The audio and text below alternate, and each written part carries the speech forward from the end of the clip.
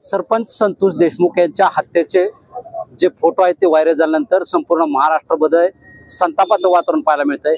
त्याच पार्श्वभूमीवर आज सरपंच संतोष देशमुख हे बार्शीचे भूमिपुत्र असून या बार्शी शहरामध्ये देखील आज बंद कडकडीत पाळण्यात आला असून यानंतर निषेध मोर्चा काढण्यात आलेला आहे। या ठिकाणी बार्शीचे ग्रामस्थ आपल्या बरोबर आहेत। नेमकं काय सांगाल, काय मागणी असणार आहे आपली प्रामुख्याने? बार्शीचे भूमिपुत्र संतोष भैया देशमुख यांची 3 महिन्यापूर्वी हत्या झालेली आहे आणि तेव्हापासून समस्त बार्शीकर एकाच्या शोकसागरात डुबलेला आहे। या घटनेचं गांभीर्य किंवा त्या घटनेची तीव्रता ओळखून सातत्याने बार्शीकरांच्या वतीने विविध आंदोलनं, सरकार दरबारी आमची भूमिका आणि या निर्गुणपणे झालेल्या हत्येचा निषेध म्हणून आम्ही या ठिकाणी यापूर्वी आंदोलनं केलेली आहेत आणि यामध्ये सरकारकडून होणारी दिरंगाई, तपासामधील हलगर्जीपणा याचा निषेध म्हणून आम्ही आज या ठिकाणी बार्शी बंदचं आवाहन केलेलं आहे।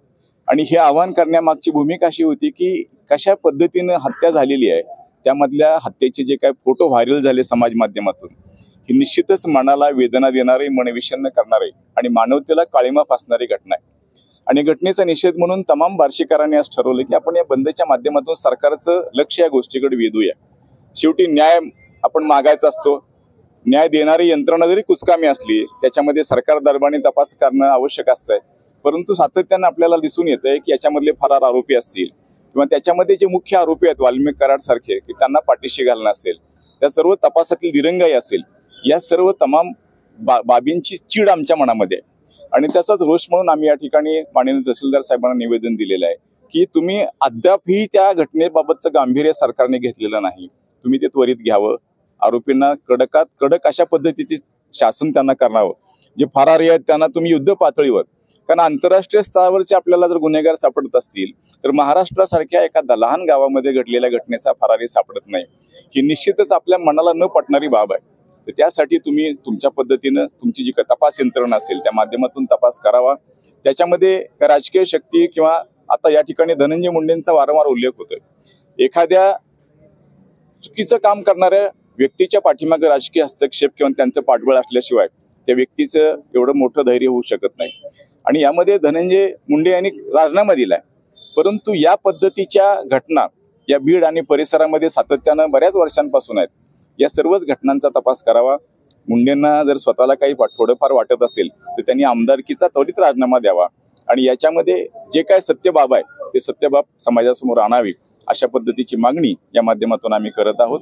तमाम बार्शीकरांच्या वतीनं आमच्या भावना अतिशय तीव्र आहेत आणि सर्वांचंच मन विषण्ण करणारी अशी घटना आहे, त्याबद्दल आम्हाला भरपूर दुःख झालेलं आहे। भूमिपुत्र आहेत या ठिकाणचे, संतोष देशमुख भैया हे भूमिपुत्र होतं, काय त्याबद्दल आपलं काय भावना असणार?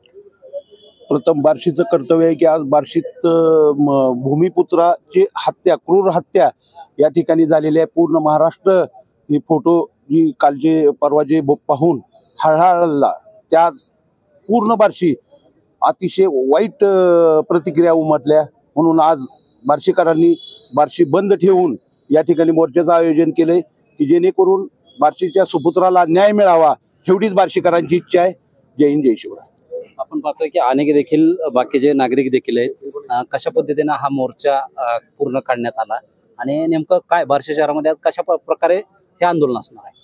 सर्वप्रथम कैलासवासी संतोषजी देशमुख हे बार्शीचे भूमिपुत्र आहेत, त्यांच्याप्रती आम्हाला अतिशय प्रेम आहे। 10 वर्षापर्यंत ते त्यांचं वास्तव्य, ते स्वतः 10 वर्षाचे असेपर्यंत वास्तव्य हे बार्शी शहरामध्ये होतं।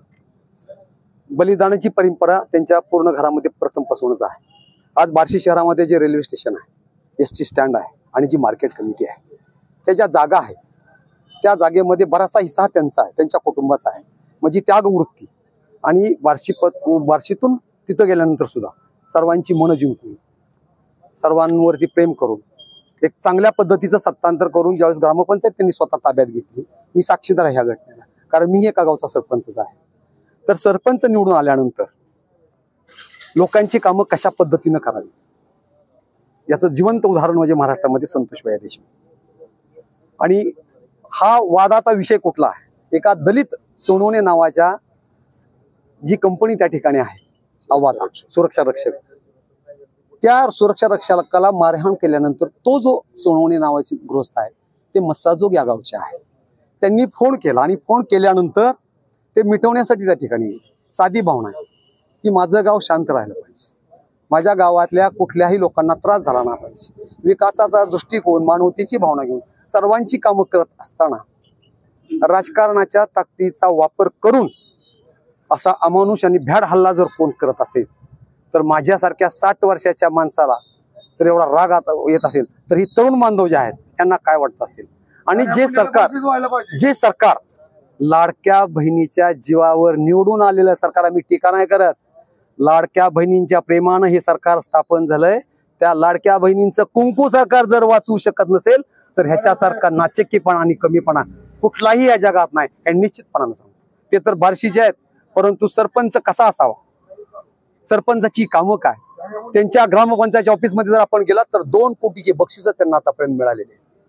शासनाच्या ज्या अनेक योजना आहेत, मग ते पाणलोट क्षेत्राच्या असतील, समाज मंदिराच्या बाबतीत असतील, गाव एक सुखी आणि संपन्न असावं, तंटामुक्त असावं, गावामध्ये कुठलाही भांडण तंटा नसावा, अशा पद्धतीचं प्रत्येक कार्य मी डोळ्यानं पाहिलं. मी गेलेलो आहे त्या ठिकाणी आणि मी एवढं तळमळतेनं का सांगतोय की त्या चक्रातून मी गेलो. मी कोरपळे गावचा माजी सरपंचच आहे. किती त्रास होतो किंवा ते लोकातून निवडून येण्यामध्ये काय अडचणी असतात ते त्यांना माहिती. आणि हे सर्व करत असताना, एक चांगलं काम करत असताना जर राजकारणाच्या ताकदीचा वापर करून गुंड प्रवृत्तीची लोक असे अमानुषपणे जर हाल करत असतील आणि हाल करून मारत असतील तर महाराष्ट्राच्या इतिहासाला लाजवणारी ही गोष्ट आहे. म्हणून आम्ही मुख्यमंत्री साहेबांना विनंतीच करतोय, आम्ही आव्हान करत नाही, सरकार तुमचं आहे, येणाऱ्या 5 वर्षामध्ये तुम्ही सुशासन देण्याची जबाबदारी घेतलेली आहे. माझी एक तमाम बार्शीकर आणि मराठा समाजसेवक आणि सर्व समाजसेवकाच्या वतीने विनंती करतो की धनंजय मुंडे यांना तर आपण सहआरोपी कराच, आणि ह्याचा सरकारला एक निश्चितपणे फायदा होईल की भविष्यामध्ये कुठलाही राजकीय पुढारी अशा पद्धतीचं कृत्य करणार नाही. हे फार महत्वाचं आहे. राजकारणाच्या ताकदीवरती जर तुम्ही माणसं मारत सुटला आणि राजकारणासाठी आपलं सरकार टिकलं पाहिजे, आपली सत्ता अबाधित राहिली पाहिजे, हे जर असं होणार असेल तर समाज निश्चितपणाने तुम्हाला जा विचारल्याशिवाय राहणार नाही. आणि ह्यासाठीच आज आम्ही बार्शीमध्ये मनापासून या ठिकाणी सर्वजण सामील झालेले आहेत. सर्व तरुणांच्या वतीनं, वृद्धांच्या वतीनं, सर्व समाज बांधवातल्या प्रत्येक घटकाच्या वतीनं या ठिकाणी बंदचं आवाहन केलं. त्या बंदचे आम्हाला सर्वांनी प्रोत्साहन दिलंय. आणि ह्याच्यामध्ये हे करत असताना समाज म्हणून आम्ही काही ह्याच्यामध्ये अटीलता शिथिल केलेल्या आहेत. तर त्या कुठल्या त्याही तुम्हाला सांगतोय की वैद्यकीय सेवा असेल, शैक्षणिक सेवा असेल, आणि जी मुलं ग्रामीण भागातून बार्शी शहरामध्ये वास्तव्य शिक्षणासाठी आले त्यांच्या जेवणाच्या मेसची सेवा असेल, तर ह्या सगळ्या गोष्टी आम्ही चालू ठेवलेल्या आहेत. आणि जे विद्यार्थी परीक्षेला आलेले आहेत त्यांनाही त्रास नाही झाला पाहिजे, एवढा चांगला हेतू ठेवून जर माणसं काम करत असतील तर त्या सर्व माणसाला मी धन्यवाद देतो, त्या आंदोलनकर्त्यांना धन्यवाद देतो. आणि पुनश्च एकदा मी मुख्यमंत्र्यांना हात जोडून विनंती करतोय, आमच्या बार्शी पुत्राला न्याय द्यायचा असेल, या महाराष्ट्रामध्ये एक चांगला संदेश द्यायचा असेल, आणि महाराष्ट्रामध्ये कायद्याचं राज्य आहे आणि कायद्यापुढे सगळे सारखे आहेत हा दाखवून देण्याचा दुर्मिळ बेकार योग आहे, पण आलाय तो तुम्ही सिद्ध करून दाखवावा. आणि ह्या महाराष्ट्रातल्या तमाम बांधवांची अर्थहाक ऐकून आपण धनंजय मुंडेला सहआरोपी करावं, अटक करावं. हेतू एकच आहे, आम्ही कोणाचेही दुश्मन नाही, आमचं कुणीही दुश्मन नाही. म्हातारे मेलं तरी चालेल, पण काळ जर सोकावून दिला तर येणारा महाराष्ट्र हा धगधगता महाराष्ट्र असेल, एवढीच मी विनंती करतोय. म्हणून आपल्या विनंती आपण मान द्यावा. नक्कीच आपण पाहतोय की स्वर्गीय सरपंच संतोष देशमुख हे कुटुंबीय हे पहिल्यापासून त्यागाचं कुटुंब असल्याची माहिती जी आहे ती बार्शी येथील ग्रामस्थांनी दिली. बार्शी येथील महत्वाचं बस स्थानक असेल, रेल्वे स्थानक असेल, अशा ज्या त्यांच्या मार्केट कमिटी असेल, या पूर्ण जागा ज्या आहेत त्या देशमुख कुटुंबियाच्या आहेत. त्यांनी बार्शी शहरासाठी त्या त्याग केल्या. परंतु आज जो हा त्यांच्या हत्येच्या निषेधार्थ मोर्चा काढण्यात आला त्यावेळी या आंदोलकांच्या वतीनं आमदार धनंजय मुंडे यांची आमदारकी रद्द करत त्यांना सहआरोपी करावं, कठोरात कठोर शिक्षा अशी द्यावी अशी मागणी या ग्रामस्थांच्या वतीनं करण्यात आली आहे. कॅमेरामन विनोद ननावरेसह शीतलकुमार मोठे, TV9 मराठी, बार्शी.